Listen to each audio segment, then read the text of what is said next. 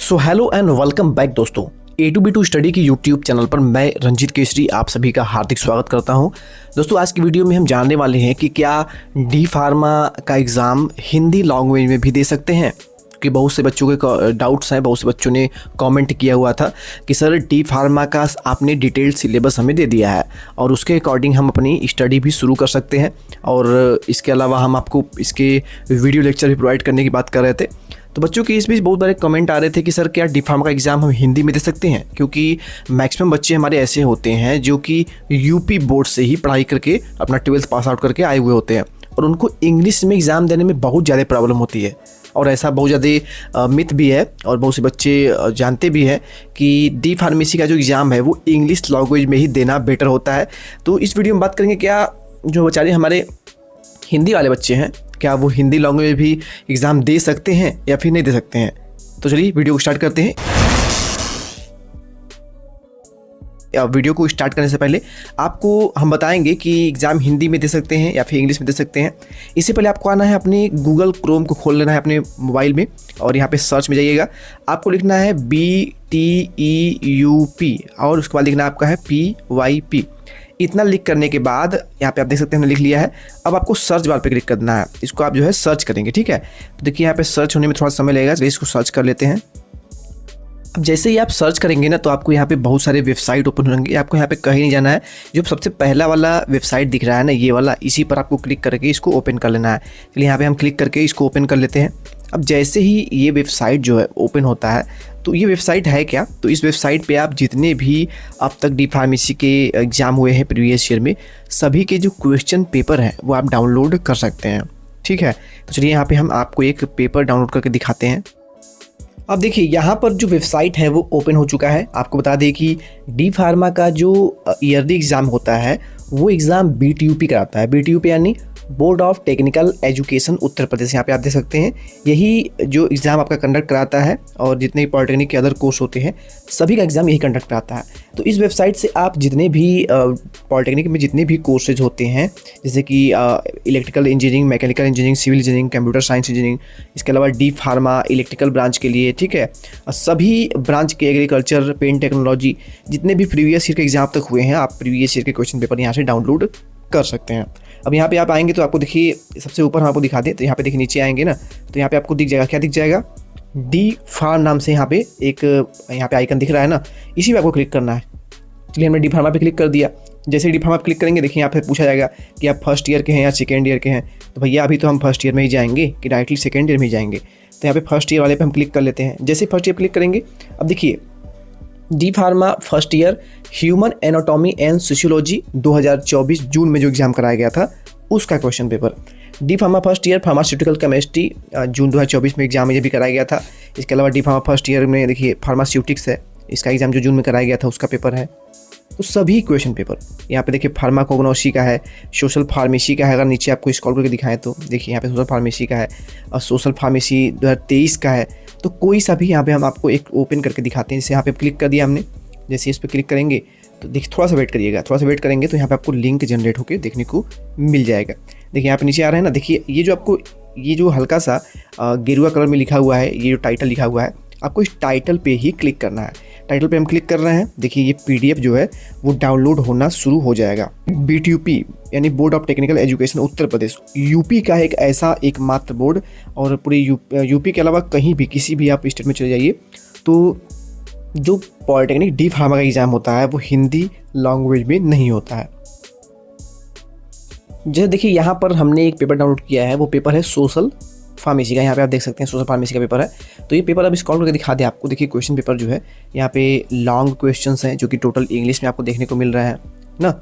इसके अलावा नीचे आएंगे तो यहाँ पे शॉर्ट क्वेश्चन दिख रहा है, वो भी आपके यहाँ पे 11 क्वेश्चन है जो कि इंग्लिश में ही है। यहाँ पे है बैलेंस डाइट क्या है, मिलेनियम डेवलपमेंट गोल्स क्या है, SARS के बारे में बताना है, फूड पॉइजनिंग क्या होता है, वैक्सीन्स क्या होते हैं ना। तो यहाँ पे इंग्लिश में दिया गया है। नीचे आएंगे तो देखिए पार्ट C, आपके पेपर 3 पार्ट में होते हैं।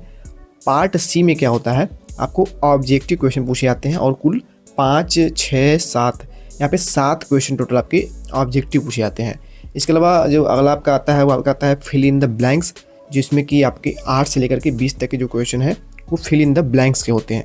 अब यहाँ पे आपने देखा टोटल जो क्वेश्चन है वो आपका क्या है, इंग्लिश लैंग्वेज में है, लेकिन जब नीचे आएंगे तो यहाँ पे देखेंगे हिंदी अनुवाद नाम से भी उसी पेपर में आपको देखने को मिल जाएगा, हिंदी अनुवाद। तो यहाँ पे देखिए सेक्शन ए में किन्हीं 6 प्रश्नों का उत्तर दीजिए 7 में से। तो स्वास्थ्य के विभिन्न आयामों, निर्धारकों और संकेतकों पर चर्चा करें, और टीकों, प्रतिरक्षा के प्रकार, न दुरुपयोग की दवाएं, अनुपयोग और दुरुपयोग क्या होते हैं, राष्ट्रीय स्वास्थ्य मिशन पे चर्चा करिए।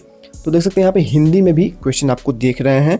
और BTUP एक ऐसा एकमात्र बोर्ड है जिसमें आप एग्ज़ाम हिंदी और अंग्रेजी दोनों लैंग्वेज में दे सकते हैं। आप चाहे तो हिंदी और अंग्रेजी मिक्स करके भी दे सकते हैं, आप चाहे तो केवल इंग्लिश में दीजिए, केवल हिंदी में दीजिए, तो आप जैसे इच्छा हो आप इसका एग्ज़ाम दे सकते हैं। लेकिन यहाँ पे जो अभी तक एग्ज़ाम इसका कराया जा रहा है उसमें ऐसा देखा गया है कि एग्ज़ाम में बच्चों को मार्क्स जो है वो ठीक ठाक नहीं मिलते हैं, क्योंकि आप जानते हैं कि यहाँ पे तो जो एग्ज़ाम आपका है वो सोशल फार्मेसी का है, तो इसका एग्ज़ाम थोड़ा ईजी होता है और इसमें हिंदी इंग्लिश बच्चे जो है मैक्सिमम चीज़ें जानते हैं। जैसे कि अगर वैक्सीन की बात करी जाए तो वैक्सीन को आप जानते हैं कि हिंदी में भी उसको वैक्सीन ही बुलाया जाता है ना। तो ये सब चीज़ें जो है बहुत से लोगों को पता होती हैं, इसलिए आपको इजी लगता है। लेकिन फार्मेसी में कुछ ऐसे वर्ड्स आते हैं बहुत सारे सब्जेक्ट्स में जिसको क्या आप पढ़ नहीं पाएंगे। इंग्लिश में कुछ सब्जेक्ट ऐसे होते हैं जिसको आप पढ़ने में प्रॉब्लम होगी, और जब फार्मेसी कंप्लीट करने के बाद, जब आप फार्मा कंप्लीट कर लेते हैं तो आप एक फार्मासिस्ट बनते हैं। और फार्मासिस्ट बनने के बाद आप किसी भी अपना शॉप खोलते हैं, खुद का मेडिकल स्टोर खोलते हैं, तो उसमें जब दवाओं को अगर आप सेल करते हैं ना, तो डॉक्टर्स जब भी दवाई लिखते हैं, कभी भी आपने कोई पर्ची देखी हो किसी भी डॉक्टर का, कोई भी डॉक्टर लिखता हो तो कभी भी कोई भी दवा को हिंदी लैंग्वेज में नहीं लिखता है, वो इंग्लिश में ही लिखता है। और ऐसे में अगर आप हिंदी को ही प्रीफर करते आएंगे तो इंग्लिश में आपको बहुत ज़्यादा प्रॉब्लम होगी, क्योंकि आप कोई भी मेडिसिन उठा कर देख लीजिए, पूरे दुनिया में कोई भी दवा उठा कर देख लीजिए, तो उसके जो डब्बा होता है दवा का या फिर उसकी जो लेबल बनी होती है उस लेवल पर कहीं पर भी आपको हिंदी में चीज़ें जो है नहीं देखने को मिलेंगी, टोटल इंग्लिश में ही लिखा होता है। जो भी कंपोजिशंस होते हैं दवाओं में ना, तो सभी चीज़ें इंग्लिश में लिखी होती हैं। तो हाँ, जाहिर सी बात है कि यूपी बोर्ड के बच्चे हैं तो हिंदी में आपको ज़्यादा अच्छा कंफर्टेबल होगा, लेकिन इंग्लिश में आपको प्रॉब्लम हो रही होगी। लेकिन अगर आप डी फार्मा कर रहे हैं तो आप हिंदी जो है उसको प्रीफर मत करिएगा। इंग्लिश से आप दूर नहीं भाग सकते, इंग्लिश आपको अपनाना ही होगा। इंग्लिश बहुत ज़्यादा कठिन भी नहीं है। अगर आप फर्स्ट ईयर डी फार्मा अपना करते हैं ना, तो फर्स्ट ईयर कंप्लीट करते करते आपको इंग्लिश जो है काफ़ी हद तक आप सीख जाएंगे। जब आप चीज़ों को पढ़ते रहेंगे, दिन रात इंग्लिश में ही डूबे हुए रहेंगे ना, धीरे धीरे चीज़ें आपको समझ में आने लगेंगी। और इंग्लिश जो है ये आपको हिंदी से भी बेटर लगने लगेगा अगर आप धीरे धीरे प्रैक्टिस करते हैं तो, ठीक है। तो एग्ज़ाम के बारे में बता दें तो BTUP बोर्ड है केवल, जो कि आपको एग्ज़ाम हिंदी में भी देने का जो है ऑप्शन देता है, आप दे सकते हैं। लेकिन एग्ज़ाम में मार्क्स बच्चों को ठीक ठाक नहीं मिलते हैं, क्योंकि जो आपके टीचर्स होते हैं डी फार्मेसी में जो आपकी कॉपी चेक करते हैं वो इंग्लिश को ज़्यादा प्रीफर करते हैं, क्योंकि इंग्लिश चीज़ें जो है ईजी होती है। जैसे अगर कोई भी अगर आपको वर्ड हम बता दें, जैसे हम ड्रग की ही बात कर लेते हैं, तो कोई भी अगर आप कोई भी दवा बनाते हैं कोई भी, तो उसको आप इंग्लिश में बोलते हैं क्या, ड्रग ना, कोई भी ड्रग हो गया। लेकिन अगर वो उसको हिंदी में पढ़ते हैं तो उसको आप पढ़ेंगे औषधि। तो आप ही बताइए कि ये औषधि ज़्यादा बेटर है या फिर ड्रग? आप कहेंगे सर ड्रग, क्योंकि इससे हम परिचित हैं, और औषधि ये हिंदी को ज़्यादा ही हिंदी नहीं हो गया। तो इसलिए इंग्लिश आपको जो है काफ़ी ज़्यादा इजी लगेगा हिंदी से, अगर आप डी फार्मा में हैं। और डी फार्मा के अगर आप किसी अदर ब्रांच में होते फिर भी इंग्लिश आपको ज़्यादा प्रीफर होता, क्योंकि अगर आप पॉलिटेक्निक के अदर कोर्स में जैसे इलेक्ट्रिकल, सिविल, मैकेनिकल ऐसे कैसे कोर्स में है, तो अगर आप ट्रांसफार्मर की बात कर लें ना, ट्रांसफार्मर, तो ट्रांसफार्मर से सभी परिचित हैं, आपके गाँव घर में लगा होगा ना, आपके शहर में जहाँ भी आप रहते हैं, तो ट्रांसफार्मर से ही आपको आउटपुट बिजली मिलती होगी। लेकिन हिंदी में ट्रांसफार्मर जो होता है उसको हम बोलते हैं पैड़ा मित्र। क्या बोलते हैं? पैड़ा मित्र। अब मुझे ये यकीन है कि 90% बच्चे जिनको ये पता ही नहीं होगा कि ट्रांसफार्मर को हिंदी में क्या कहते हैं ना। तो जो इंग्लिश चीज़ें हैं वो कुछ चीज़ें ईजी होती हैं, खासतौर पे डी फार्मेसी में इंग्लिश जो है आपको काफ़ी ईजी लगेगा, हिंदी में आपको प्रॉब्लम हो भी सकती है। तो इंग्लिश से दूर मत भागिएगा। अच्छा, ये कितने बच्चों को पता था कमेंट में ज़रूर बताइएगा। और चलिए वीडियो को ही एंड करते हैं। उम्मीद है आपको डाउट जो है क्लियर हो गया होगा कि एग्ज़ाम हिंदी में दे सकते हैं या फिर इंग्लिश में दे सकते हैं। इसके अलावा कोई भी डाउट्स हो और नेक्स्ट वीडियो किस टॉपिक पे आपको चाहिए कमेंट में ज़रूर बताइएगा। Thank you.